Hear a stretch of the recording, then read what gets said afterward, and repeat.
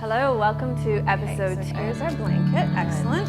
Asymmetrical twin. Dropping and sinking. Notice how So just notice. Joining us for the second episode of next week. Namaste.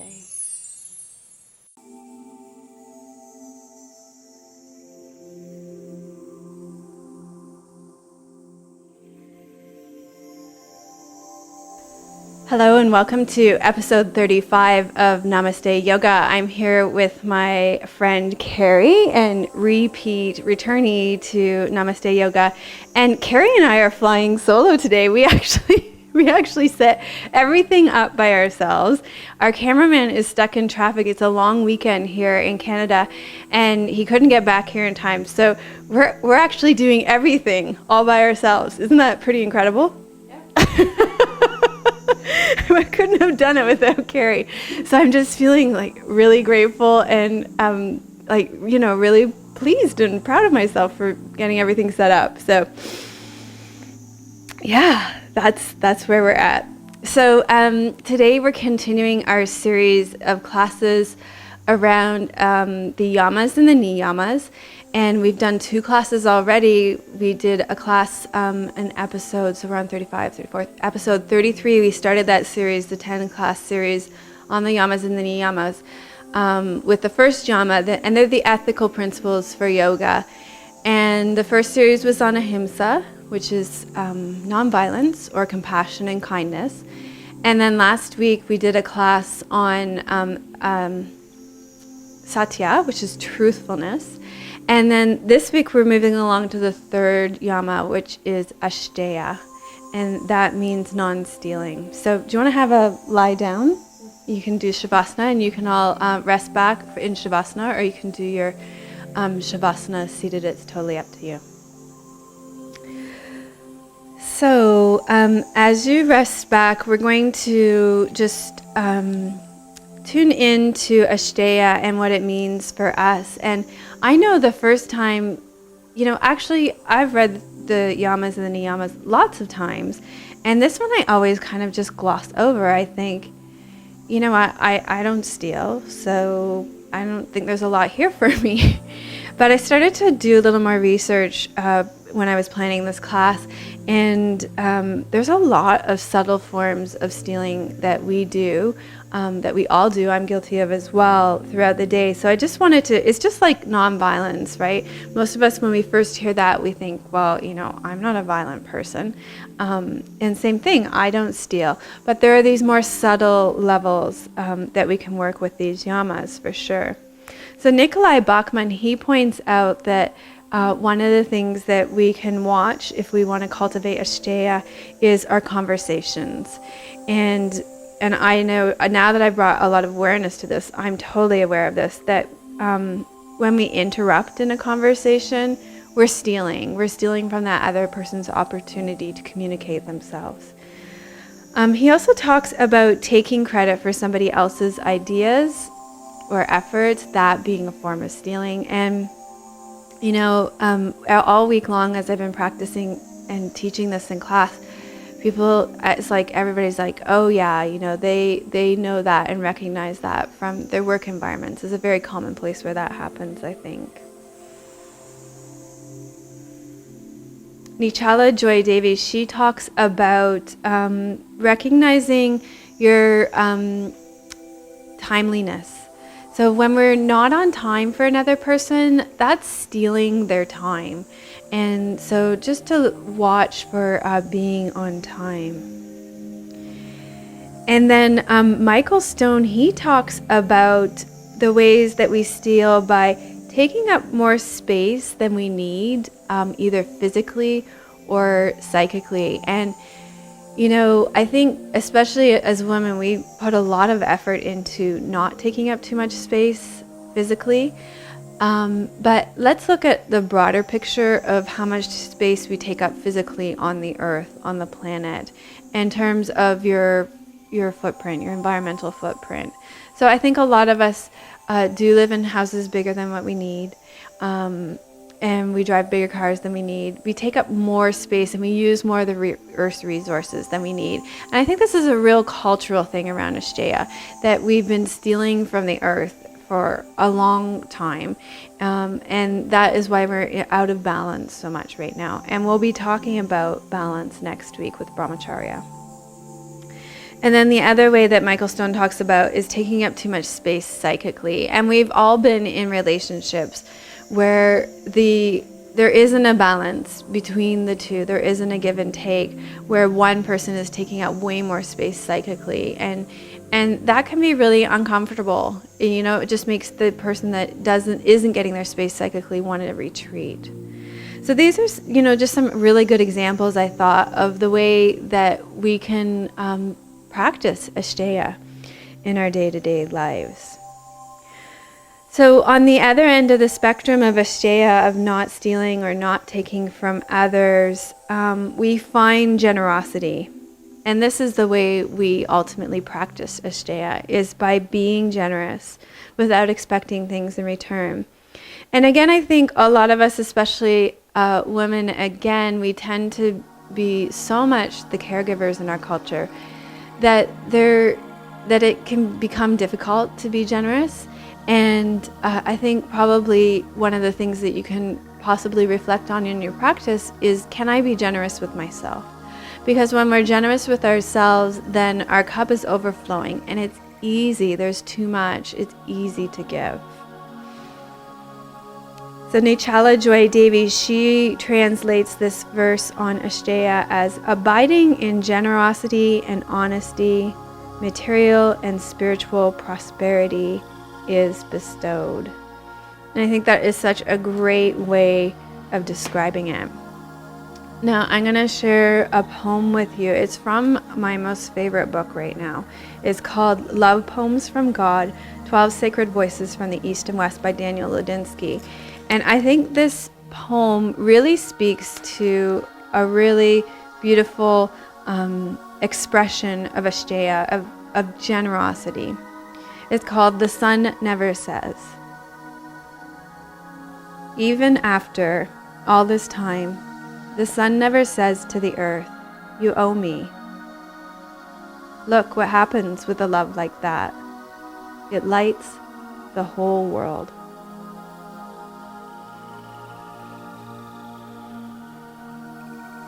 So as you're resting back in Shavasana, just start to become aware of your breath and connect with your breath as generous. You know, each breath you take in feeds all the cells of your body with oxygen. Each breath is life-affirming, life-giving. There really isn't anything more generous that you can experience on this planet than your breath.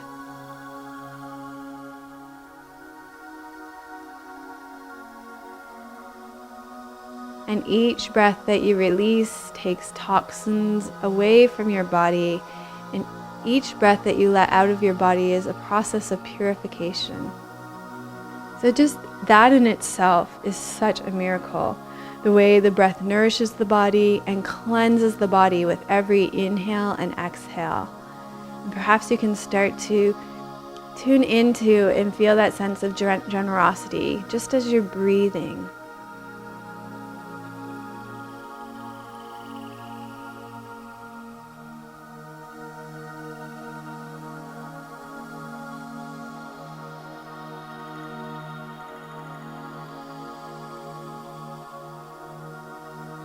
And then begin to tune into your body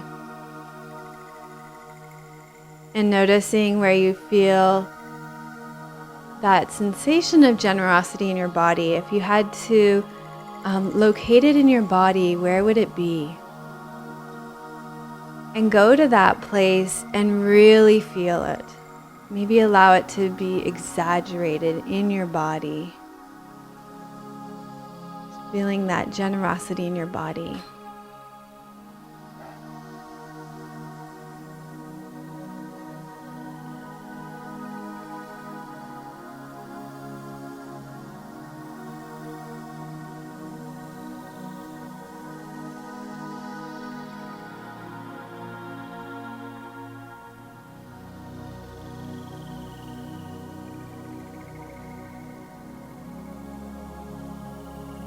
And then start to tune into generosity in your thoughts and your emotions and your spirit.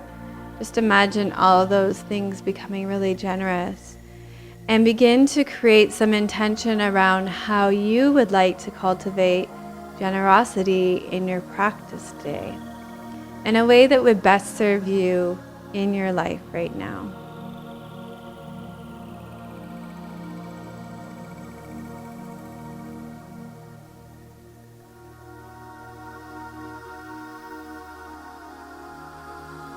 So for example, I'm going to dedicate my practice to my friend Carrie here today, who so patiently, I think we took almost an hour to set this up. So she was so generous in her time. She was on time. I wasn't ready for her, and she so generously stayed with me and, held my hand through setting everything up today. And so I'm practicing for Carrie today. Yeah, that's a great thing you can do in your intention. Your intention can also be a dedication. You can always dedicate your practice to somebody else, or to the earth, or to the environment, whatever it would be, whatever is calling you, or to somebody. Oftentimes, in kirtan, especially, we'll dedicate our kirtan to somebody who's having health issues or something. So that's another thing you can do in intention.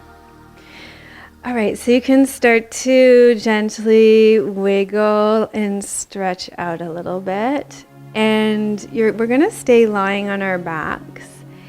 And we're going to do a little bit of spinal bridging.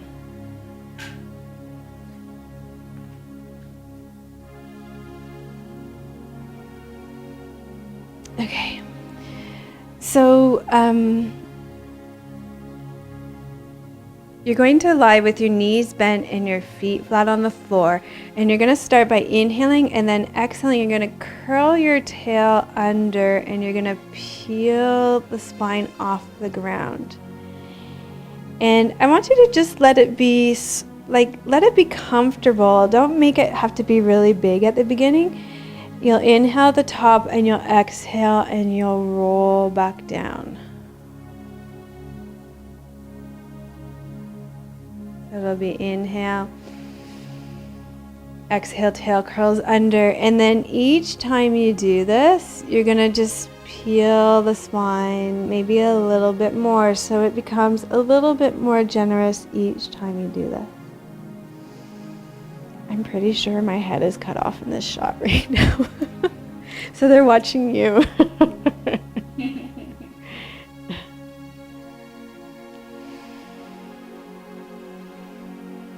Yeah, so each time it might become a little bit bigger.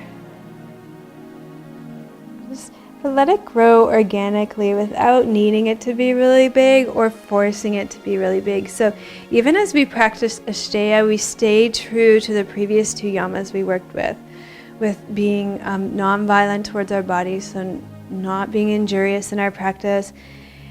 And also with being honest about where we're at. Some days you'll be able to be bigger in the postures than others, and that's totally fine. Okay, we're going to start to add arms. So we're going to inhale. As we inhale, the arms are going to come up and overhead. Just create this real expansiveness through the torso. And as you exhale, you can roll down through the spine.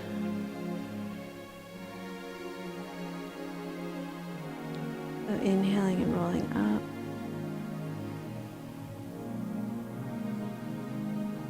And exhaling and rolling down.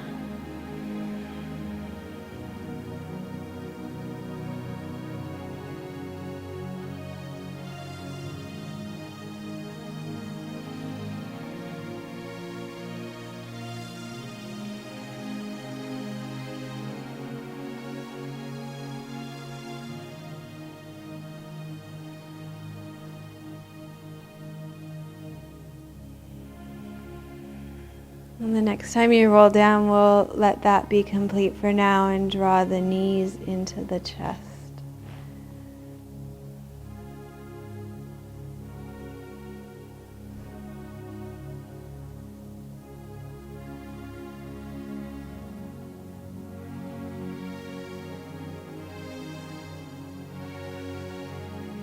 Okay, and then we're gonna roll over onto your stomachs. Oh, actually, we're gonna stay here. Sorry. With your knees bent, stay here with your knees bent, feet flat on the floor. We're gonna do half reclined hero's pose to open up the space at the front of the legs.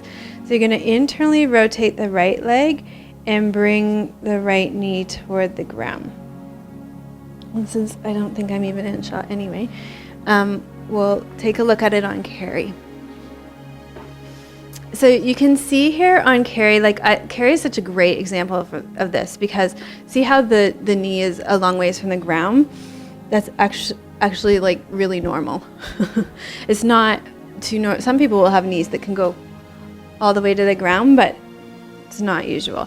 So you can fill the space with a prop like that. I've just stuck a block under there, or blankets. Yeah, and then you can rest that a little bit more. But let your action be about lengthening the leg more than pushing the knee down to the ground. Does that make sense? Yeah. So, and we're just going to check in. Are you feeling the stretch sort of all along the top of the leg? Yeah. But not on the inside of the knee. Excellent. So that's really what you want to be feeling for here, is the stretch in the belly of the muscle, not on the inside of the knee. So this is definitely a posture you need to be cautious with, because you don't want to overstretch the insides of the knees. But it's a great stretch to get into the top of the thigh.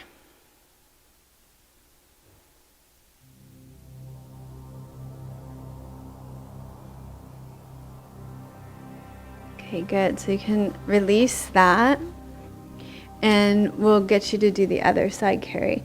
And this is the other thing, is that the experience of one side's going to be way different than the other. So this side's even tighter for Carrie. That's okay. The workout you did yesterday? Yeah. What did you do yesterday? Did my hill training, running, and went to the gym. Okay. And the yoga class. Okay, so because you can't hear that because she's not mic'd, she did hill training, her running. She went to the gym For about an hour. for an hour. Lots of legs. Yeah, I can feel it. And I taught my yoga class. And taught yoga. You need to come next week. Next week we're talking about brahmacharya. It's about Fine, though. it's about conserving vital energy. No, I got more energy from doing it. Yeah, That's the right. whole funny thing. Yeah. I did. Yeah. I don't do it. She's just saying it's only once in a while. So that's good brahmacharya. Yeah, I know, but I feel very energetic. She does feel very energetic. I believe that because she helped me. She was able to be patient with me while I set all this up, while we both set it up. Yeah. She couldn't have done that without all that working out yesterday. Well, Okay, now you're going to release. Good. And we're going to bend, with our knees bent, roll to your side and come onto your stomach. Okay. So let's see. Yes, I think I'm kind of in shot. Okay, so we're going to start with the hands underneath the shoulders and your elbows back and up. You're going to roll your shoulders up and back in line with your back. And now what we're going to do here is what we did with the spinal bridging, but we started from the base of the spine before, and now we're going to start from the top of the spine. So to give yourself a little pelvic tilt, and then you're going to hover the head off the ground, and you're going to just lift the spine backwards, and then you're going to breathe out and lower down. And again, let this movement be small to begin with. So you'll inhale and lift.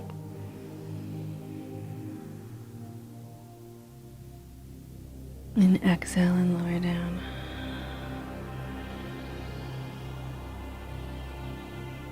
Inhaling and lifting.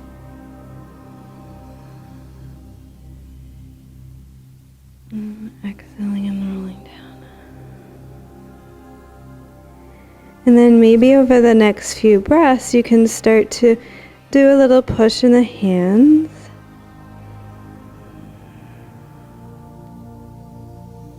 So that you're able to lift up a little bit more.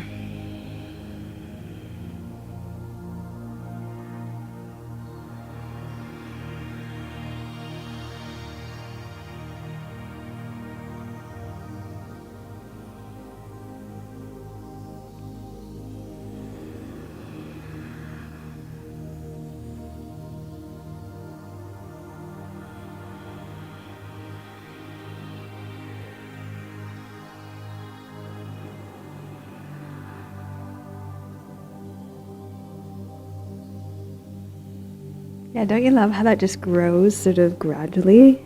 Yeah, yeah. Okay, one more. And you might want to stay up for a bit. That feels good.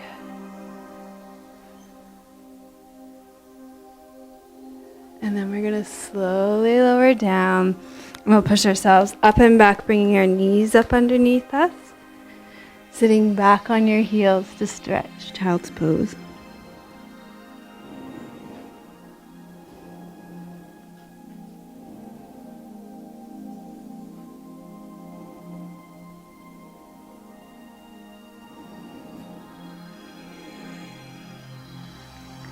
So our cameraman just arrived, which is perfect timing because the camera angle is going to need to be adjusted to come up to all fours. So we're going to inhale, come up onto all fours. And we're going to do cat pose. So exhale, round up through the back. And inhale, extend in the opposite direction. So there'll be no more out of head shots. That'll be good. Yay! No, we're the heroes for setting it up today. Carrie says we're all heroes. That's the truth. Winners. That's what our cameraman says. Look at us being generous with our compliments. Hey, that could be an intention. You could choose to be generous with your compliments in a day. Wouldn't that would be a good intention? Oh, yeah. As much as possible. Sure, it makes you feel good. Yeah, and Carrie's just saying that that's going to, feed you too. Okay. All right, we're going to do thread the needle. But the way I want to do thread the needle today is to really exaggerate the opening before we come to the threading part.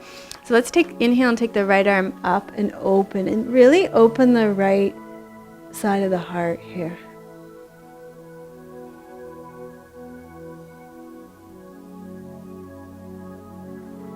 And then you're going to take that right arm through and underneath. Okay.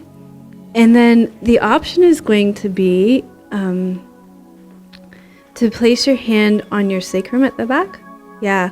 Or you can even maybe hook it all the way around to your right leg. And then, yeah. And then you're going to open up your left shoulder a little bit more and the left side of your heart a little bit more. So you're rotating the ribs around a little bit more. That's it, yeah.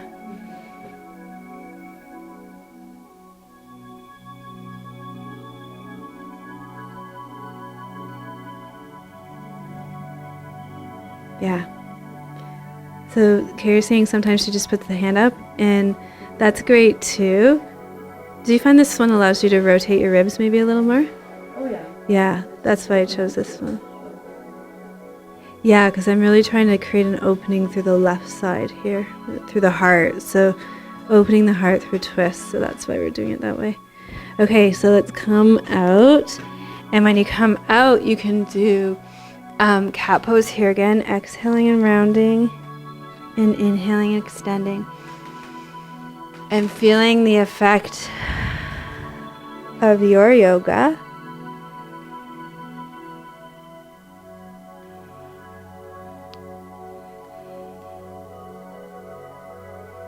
And then we'll inhale and take the left arm up, really open it.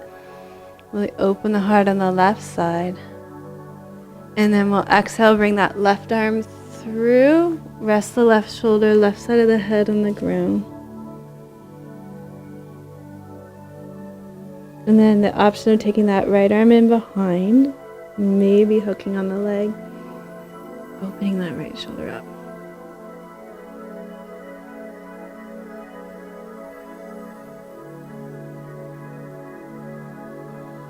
For me, this side is not as generous.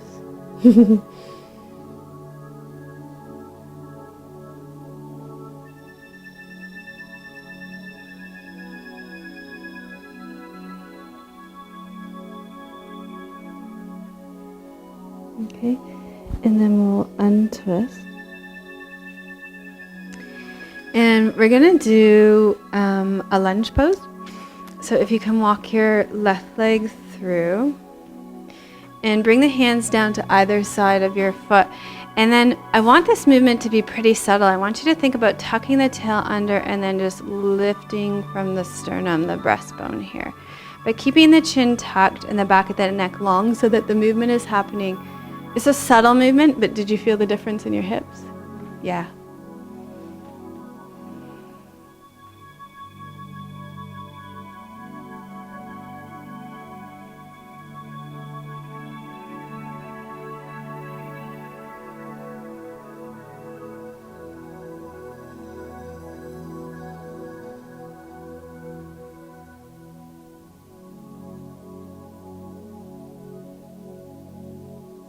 And then we'll switch sides. So the left leg will come back and the right leg will come forward, leaning into lunge pose on the other side, tucking the tail under and just giving that sternum a little lift, lifting from the heart center.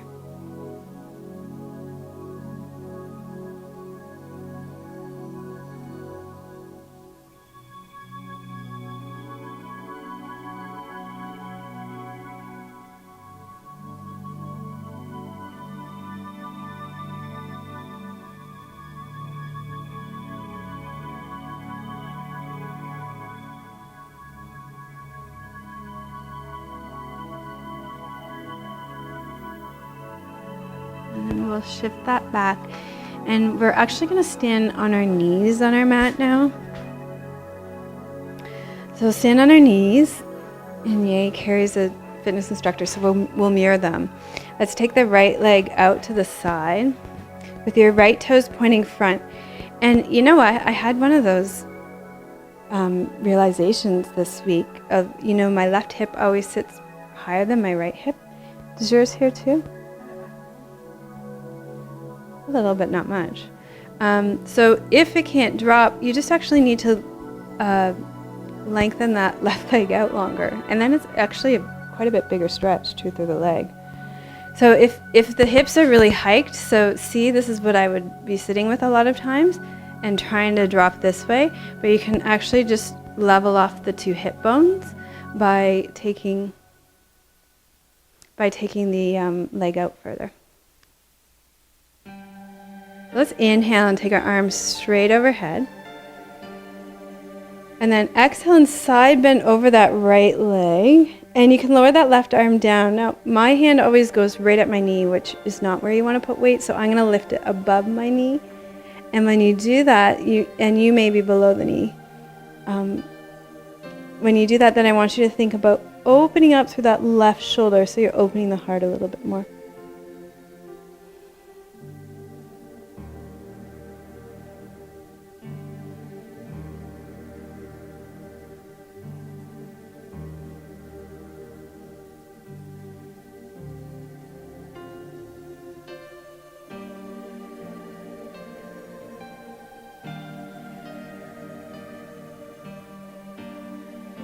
And then slowly up. And we'll do this on the other side.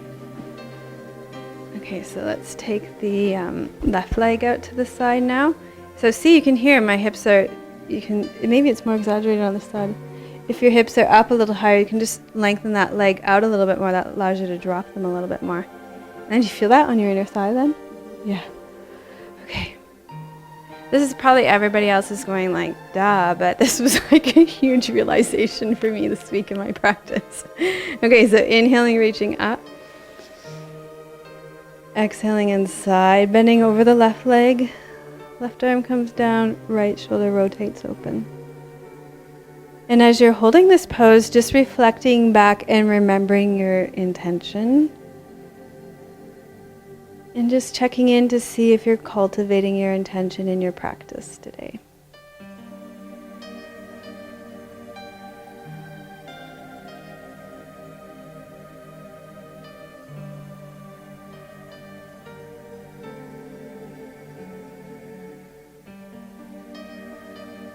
Okay, and then we'll inhale and come up.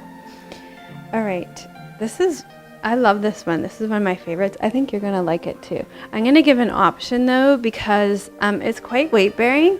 It's strengthening though, so you can modify it and only go as far as you want to.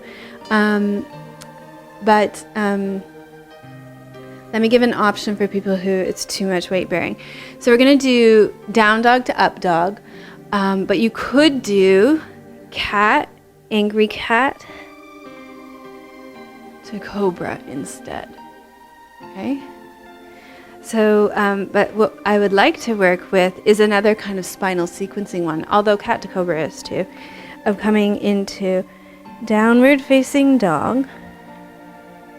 And then you're going to swoop the tail under, pelvic tilt, pelvic tilt, pelvic tilt, and come through into upward facing dog. And then back to downward facing dog. So we'll just go back and forth between those, tucking the tail under. So the legs stay off the ground, the knees stay off the ground. And this one.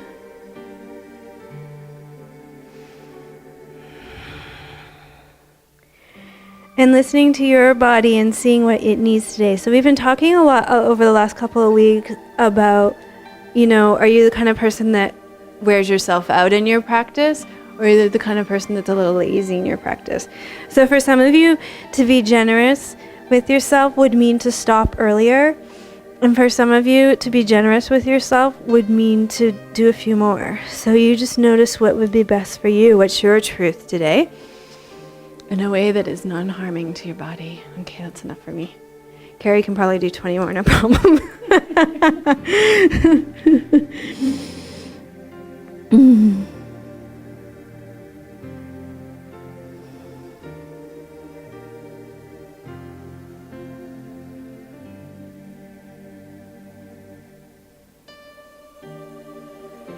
Okay, and roll up through your spine. So it was funny because I was talking to my friend Ninka, who also comes on the show, and I take classes from her, and she was saying, so interesting, Melissa, in your practice, I watch you and you have really good balance in between like working and resting when I'm taking her classes. She's like, but in life, I don't know, you just just go, go, go. You don't stop so much there. And I thought, yeah, right? I said to her, yeah, if I could really take what I do on the mat into my life, wouldn't that be better? And we're all learning, so that's what it's about. Okay, we're gonna make our way up to standing. Okay, so come into a standing position, and I wanna do mountain pose to begin, and then tree pose. And I was thinking about these structures as really generous structures in our world. If you think of a mountain and all the vegetation and the animals and the rivers and all the resources on a mountain, that's pretty generous. And then a tree as well. Trees, you think about them giving us oxygen to breathe. So let's start by spreading our toes nice and wide. Inner edges of the feet are parallel, working the legs down into the ground, letting the spine lengthen up and breathing the belly back towards the spine. Tadasana, mountain pose.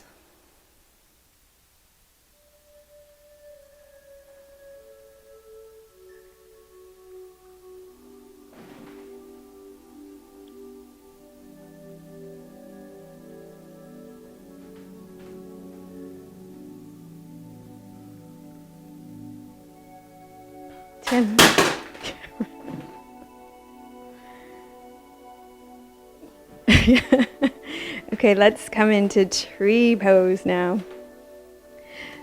So you can stand on, you can choose which leg you want to stand on, and then take the gesture leg, and it can either be toes on the ground, or on the inside of the calf, or on the inside of the thigh. So just see what feels right for you today.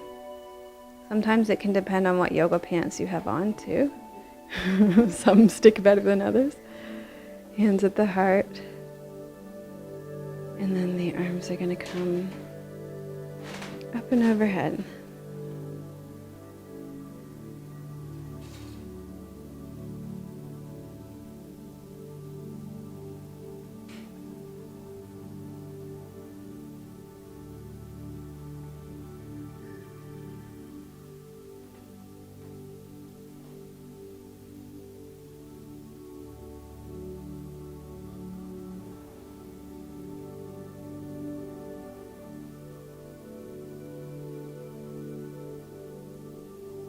And then we'll switch sides.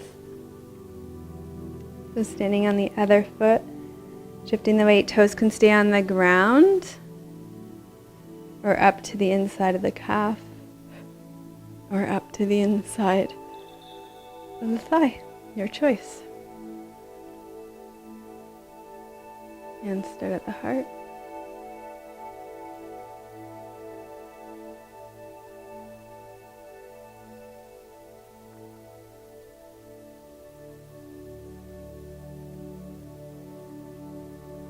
And then they come up and overhead.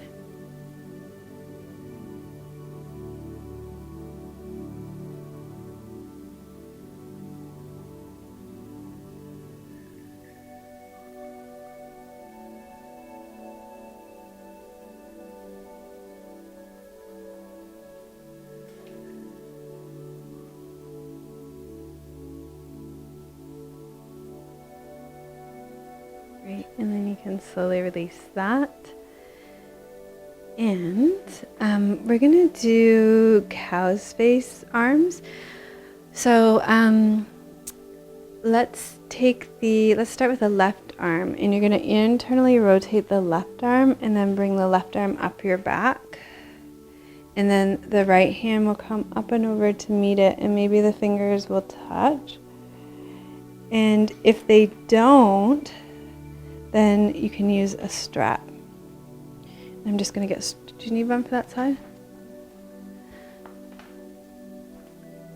There you go. I need one for the other side.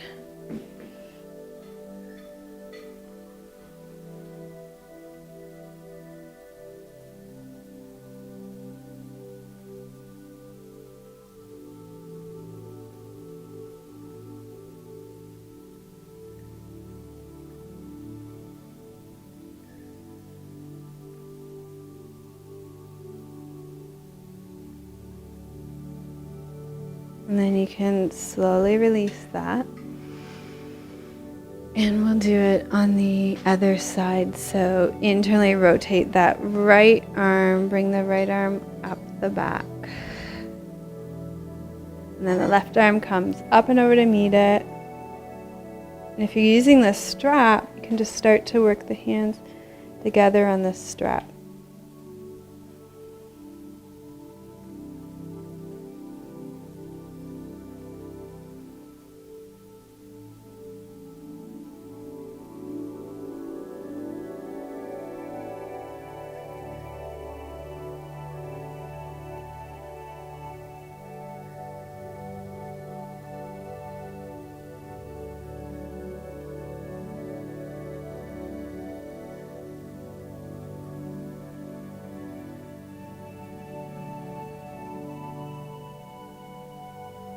And then we can slowly release that. Can I just get a time check? Cool. All right, so let's put the straps down, and we're going to take our legs wide on our mat. We're going to do a wide-legged standing forward fold with yoga mudra arms. So you're going to interlace the fingers behind your back. Okay, good. I'm not going to hit you. Roll the shoulders back and down, lift the arms, and then you'll hinge at the hips and roll forward. Good. Okay, and I'll just show you what that looks like from the side.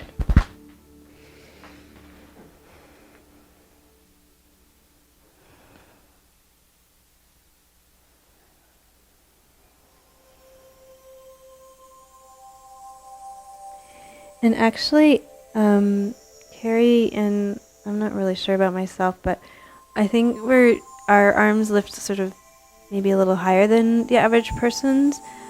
So I've noticed a lot of my students this week were more around this sort of area. So that's fine, don't hurt your shoulders trying to do this. Just come to that edge where it's good for you.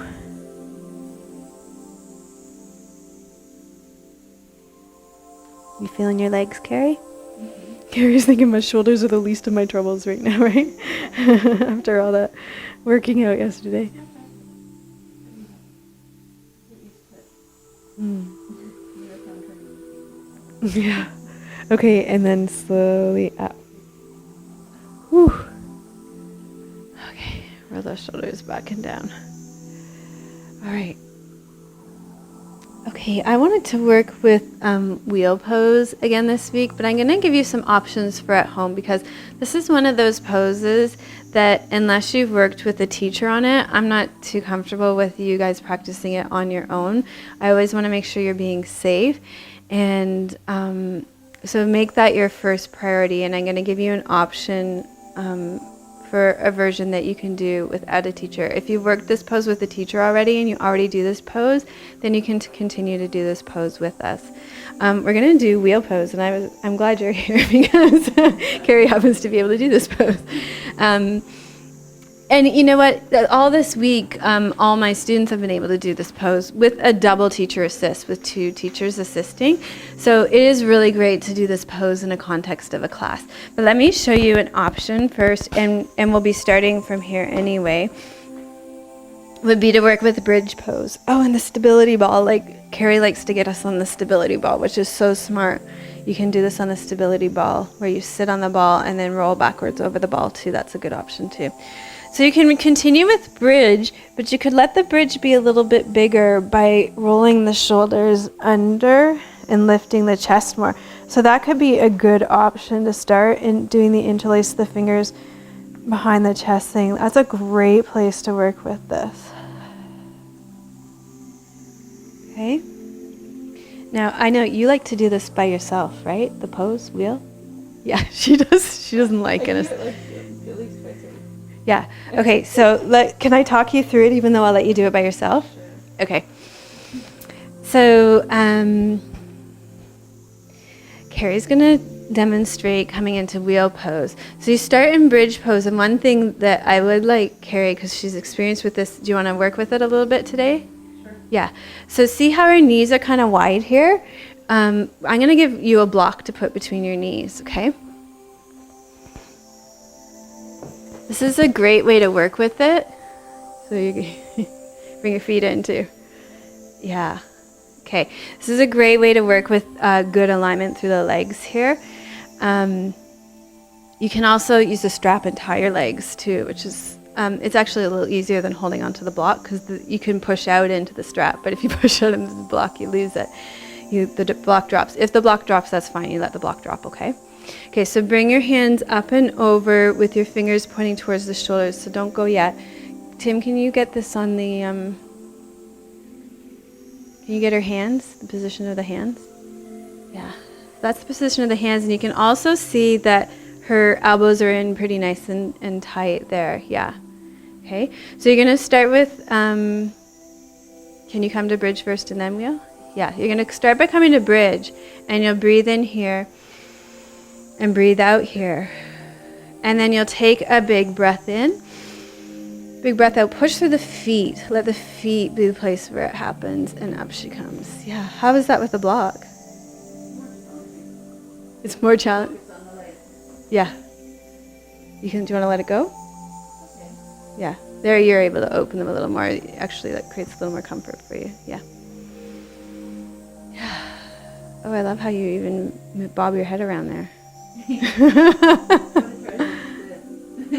On your toes? It's actually, yeah, I know I've seen that done before. My teacher always taught us to really ground through our feet. That's actually a pretty natural tendency to come up on your toes here, but to stay really connected through your feet. And then after that, of course, knees to chest. Mm-hmm.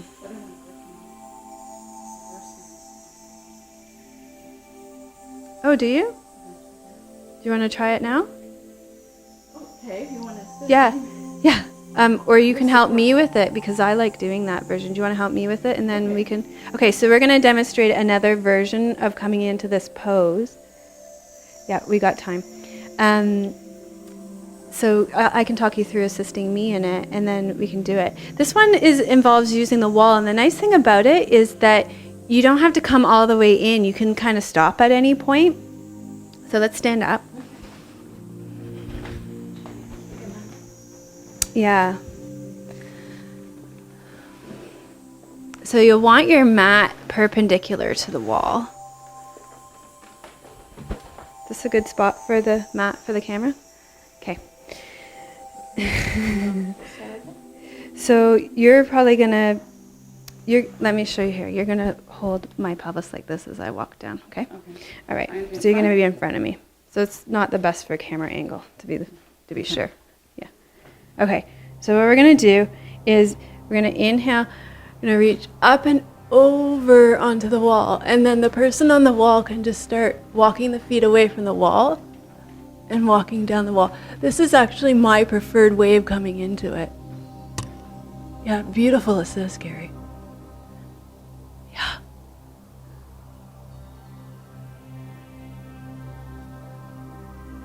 Okay, and then you tuck your chin and you lower down like that.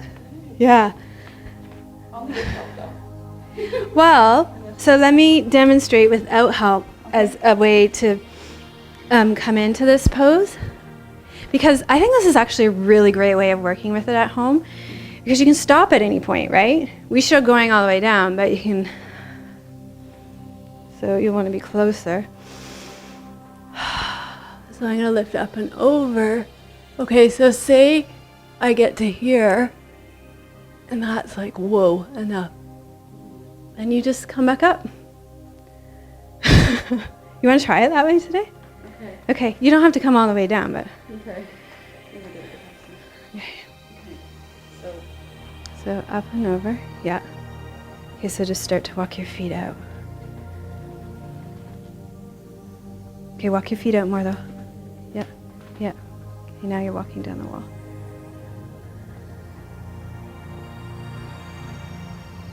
Yeah, how's it feel? Back up? Yeah, you can. Because she's strong. That's because she has really strong core muscles. Does that feel great? Yeah, yay. Okay, let's come to seated. We're running out of time. It's exciting though. Oh my god. Yeah, knees, carry knees a little, even just a seated knees to chest. It's nice that way, eh? It's pretty, yeah, a lot of my students prefer pushing up. Going back and down is like a huge trust thing, right? Yeah. So you have to be with somebody that you trust and who you feel like really firm. You know that they're like, I knew you were giving me a good assist, that you weren't going to drop me. But like I said, it's a great one to practice on your own because you don't have to go all the way down. And I remember when I first started working on it at home, I put a pillow on the ground. Yeah, because if I crashed, there would be a pillow there. Yeah. Okay, so left leg's out long, right leg is bent in. Left arm comes around the right leg. Lengthen the spine up.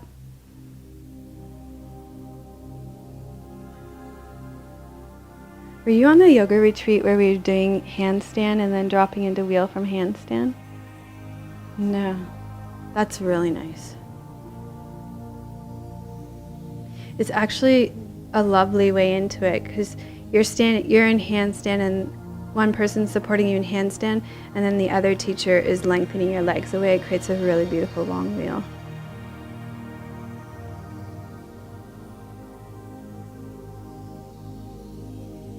Okay, and then we'll untwist here. And we'll do this on the other side.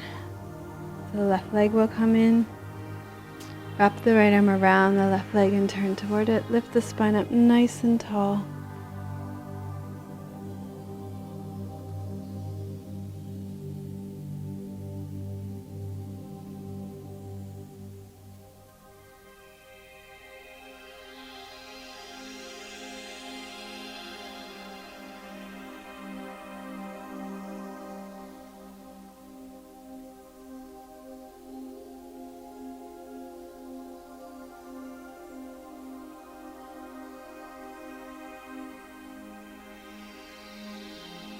And then come back center. And that's probably about, what time are we at now? We got 3 minutes left. Okay, so let's come to a seated position. And you can bring your hands to your heart center. And just bow your head symbolically to your heart. So we bow to our heart. It's the ego surrendering to the heart center. And reflect back on your practice and your experience of generosity.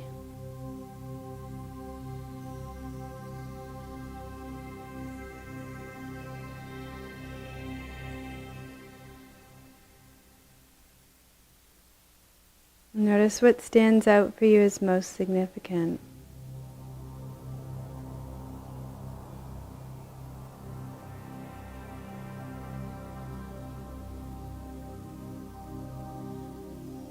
And then start to create some intention around how you'll carry Asteya, generosity, with you out into your week this week.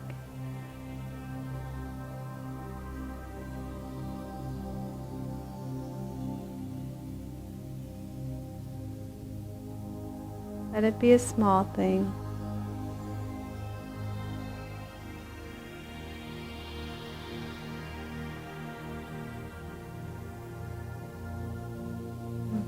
I'll finish by reminding you of that poem. The sun never says to the earth, "You owe me." And look what happens with a love like that. It lights the whole world.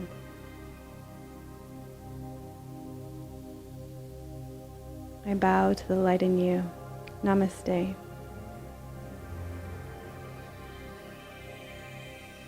Thank you for joining us for episode 35 of Namaste Yoga. Thank you so much, Carrie, for being here. You were so generous with your time today.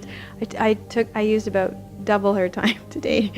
So I really appreciate that, and her generosity in assist and in demonstrating a big wheel posture too. Thank you so much. And I was speaking with my friend Sandy today, who is a Kundalini teacher, and she lives in Windsor, Ontario, actually, and we're just getting some plans together for her to come up and record a Kundalini yoga class for you. So I'm really excited about that. You can watch for that in the coming weeks. So thanks so much for joining us, and we'll see you next week.